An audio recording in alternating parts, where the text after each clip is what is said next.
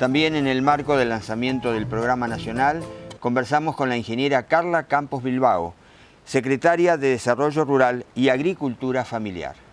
La verdad que es una satisfacción estar hoy acompañando esta jornada y este encuentro entre el Estado municipal, provincial y nosotros como Estado nacional. Bueno, esta política de ejecutar acciones de programas directamente con municipios tiene que ver con una decisión concreta de la Presidenta de la Nación en primer término, Cristina Fernández de Kirchner, pero muy sentida por nuestro ministro Julián Domínguez, que también ha sido intendente municipal y que, bueno, en lo que respecta a la definición de políticas para resolver problemas concretos en territorios, no hay otra alternativa si uno busca eficiencia y llegada directa al productor que trabajar directamente con los gobiernos municipales, porque bueno, no solo la necesidad de atender directamente los problemas, sino de tener la visión clara de desarrollo económico que cada municipio quiere para su distrito, y en esto que siempre decimos nosotros, la responsabilidad de administrar las tensiones que se genera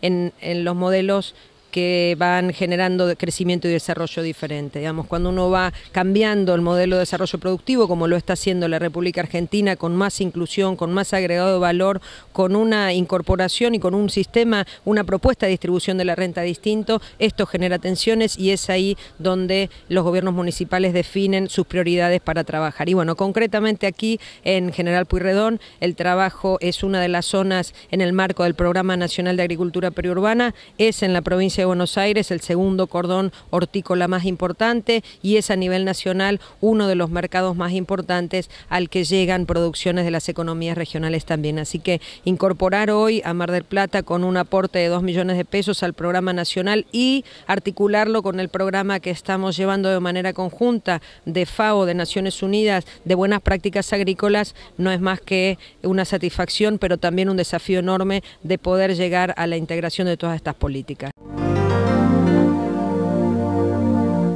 El mundo lo que está mostrando son índices cada vez más altos de precios que aumentan en el mundo, de los commodities que aumentan en el mundo, los alimentos aumentan en el mundo y por ende también hay un aumento simultáneo de lo que es la indigencia y la pobreza y la desnutrición. Y es por eso que la producción de alimentos tiene que estar cada vez más cerca de los lugares de demanda, pero no solo de demanda básica, sino de aquellas zonas donde los indicadores de pobreza están por debajo o por encima de lo deseado. Es por esto que no son políticas que se imponen, sino naturalmente en este crecimiento vertiginoso y anárquico que hemos tenido de las ciudades en los últimos 20 años, los gobiernos y los estados buscan priorizar los espacios de producción de alimentos para abastecer las demandas locales. Más bien esto hoy se traducen en políticas, pero son realidades territoriales que no solo suceden en el alrededor de Mar del Plata, sino básicamente alrededor en el conurbano bonaerense, también en el Gran Rosario, Gran Mendoza,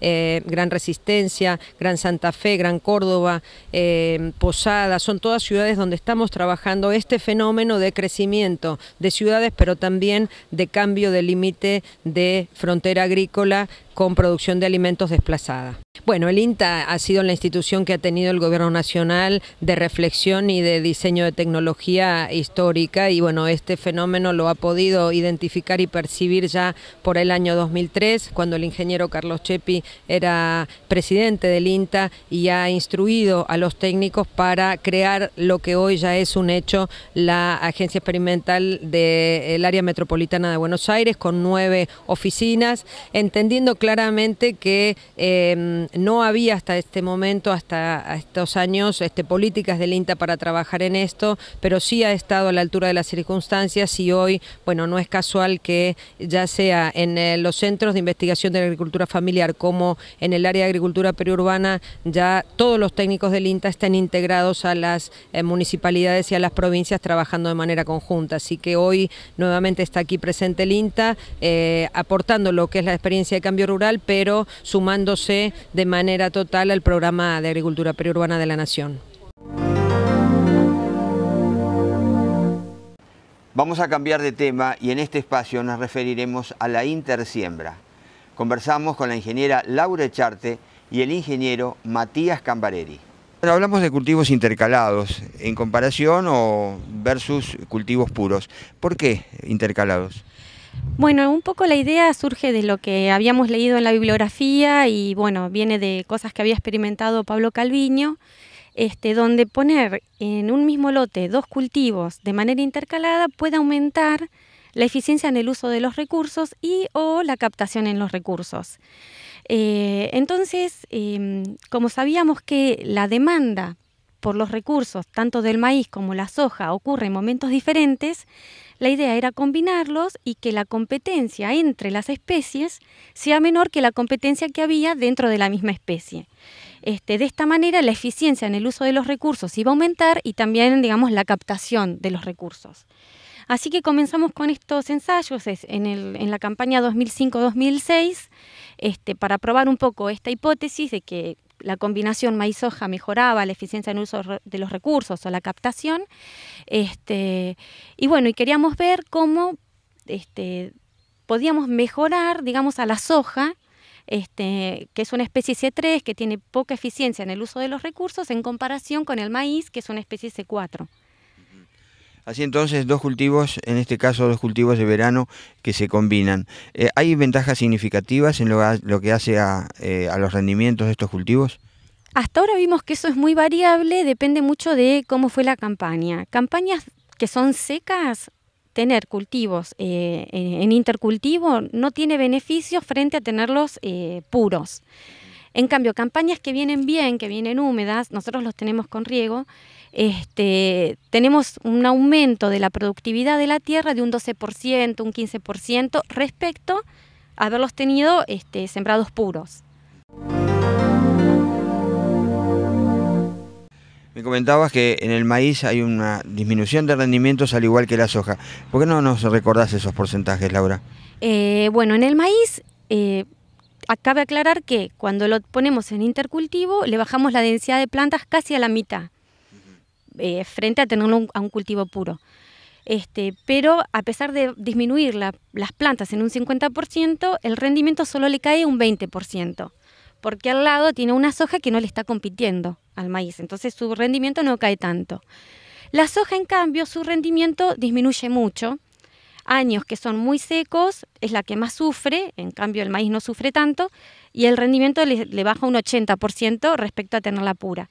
Y años que son buenos, que son húmedos, el rendimiento le cae un 40%, principalmente por la competencia que le está haciendo el maíz. 2 cultivos que caen en sus rendimientos. ¿Qué pasa en la ecuación final cuando uno compara? En la ecuación final, cuando uno usa ese índice que es de relación de tierra equivalente, nos da que necesitaría tener 12% más de cultivo puro para poder igualar los rendimientos en el intercultivo.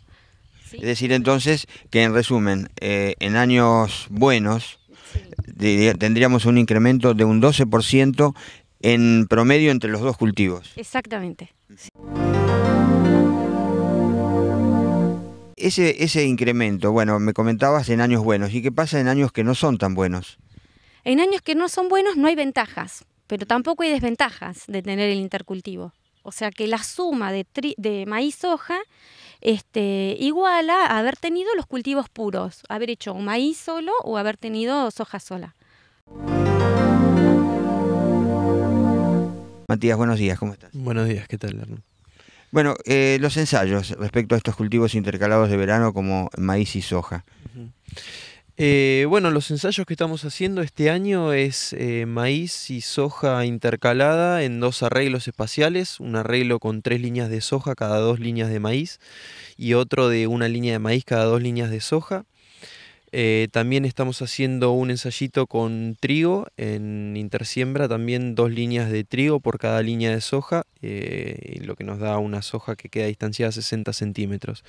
Lo que evaluamos básicamente son índices de productividad y también de aporte de carbono al suelo. También se analiza emisión de gases con efecto invernadero y hay instaladas algunas estaciones meteorológicas, micrometeorológicas, para analizar lo que es microambiente de los intercultivos. Hacemos una nueva pausa y ya volvemos.